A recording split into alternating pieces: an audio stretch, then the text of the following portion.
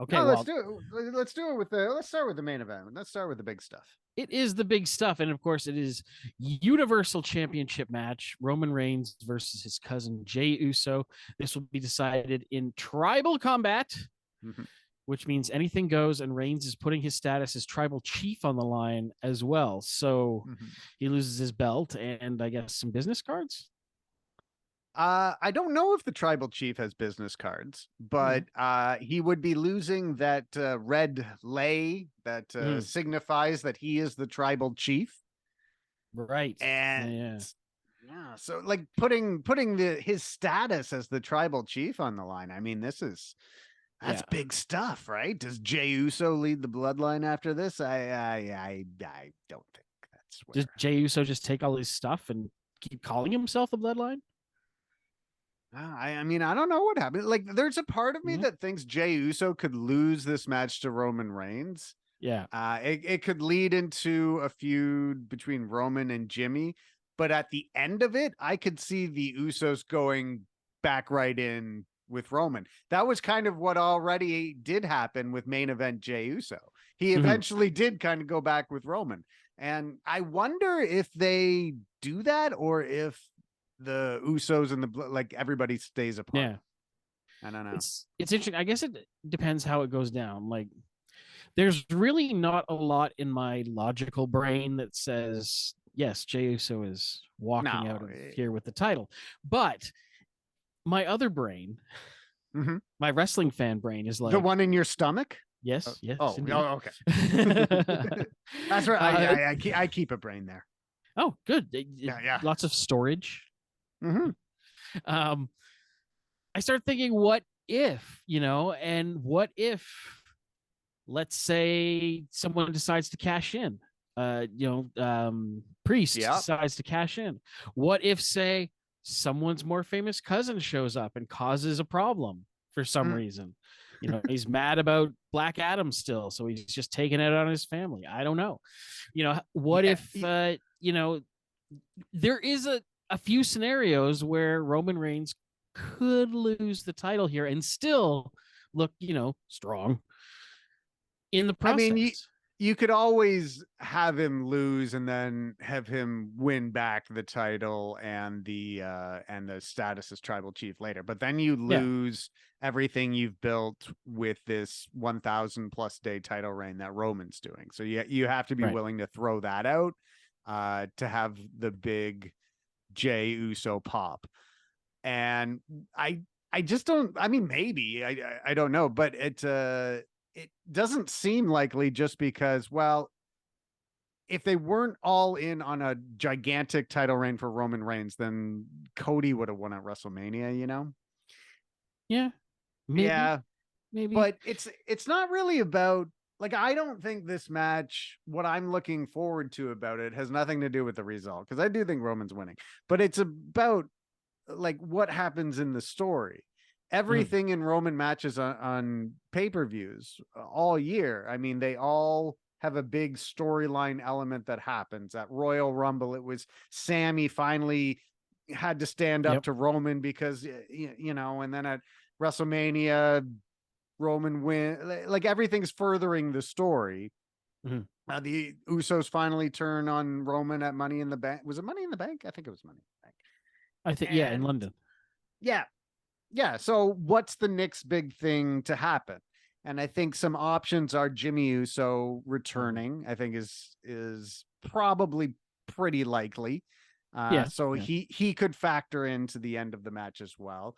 Like you said, it could be somebody's more famous cousin. Mm. This all depends on what's going on with his film career though, if he's And available.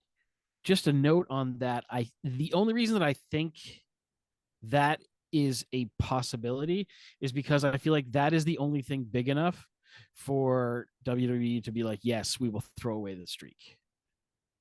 Yeah, I mean, if you've got Rock coming back, Yeah. you can do anything at that point because you could do Rock Roman and a title isn't going to make that much more important. So you Mm-hmm. could do that. Um, but again, like I think the time for Rock to have come back would have been the WrestleMania in LA in last year. However, I mean, it just depends. If he's got a 3-month window when he can do stuff with WWE and it fits around SummerSlam, then yeah, but some other options I think are possible too. Like I think Roman's got to kind of, because he's down to just having Solo Sikoa and Paul Heyman around. Yeah. So I think we could see some new Bloodline members, but then it has to fit with the storyline, If that happens and they don't call them the Nusos, wow, what a missed opportunity. But that like this would all depend on if there's people available. Like there's like Jacob Fatu is in Major League Wrestling, but he's signed to a contract with Major League Wrestling. So I don't like, could they potentially pay MLW to get out of it? Maybe. Then there's also who else is around? Lance Anoa'i. I'm not sure whose kid he is, but he's in the Anoa'i dynasty. So there are options out there for possible other Bloodline members. Tamina, yeah, you could put Tamina in there. So it kind of comes down to what underhanded thing is Roman going to do to beat Jey Uso? Yeah. Yeah. Is it new Bloodline member? Is it just Solo Sikoa again? Like something has to happen that costs Jey Uso the match. He's not just going to lose clean. Yeah, because I think that their next main event program is Jey Uso versus whoever screws it up while Roman takes an extended break, as he usually does from time to time. Yeah, but how WWE is set up now, he can take a break and still take that title. Yeah, that's what I mean. Yeah. Yeah. So yeah, I mean it's a tough one to figure out because the angle they have to do at the end, the finish of the match ideally would be an angle that keeps Jey strong and shows that Roman needed this extra help to beat Jey, and the extra help should be an angle that leads into the next show. Yeah, absolutely. Yeah, no, and that'll probably, that's how logic says it will go, but yeah, especially when they're saying it's tribal combat and anything goes and all that. Oh yeah. That just like, telegraphs that people are getting involved. People are getting involved. Yeah. I wish this was how say Major League Baseball handled the trade deadline or like free agency or whatever. It's like, okay, we're having a baseball game, but there's no roster rules, right? Yeah. Like you don't have to submit your roster ahead of time. You're just like, okay, the Yankees are going to play the Red Sox. We don't know who's going to be on the Yankees. We don't know who's going to be on the Red Sox. You'll find out when you get there. And then it's a complete surprise. Yeah. I wish sports was like wrestling so much. There's so many things they could do. A little bit of wrestling storytelling inserted into any real sport would be incredible. Oh God. Yes. Just that, all of a sudden, like Aaron Judge walks onto the field and they're like, oh yeah, well, he's a Yankee, rips off his Yankee jersey. It's a Red Sox. Like, oh my God, what goodness. A heel time. Oh, well, they signed him during the 7th inning stretch. Can you believe what we're seeing? What's he doing in the impact zone?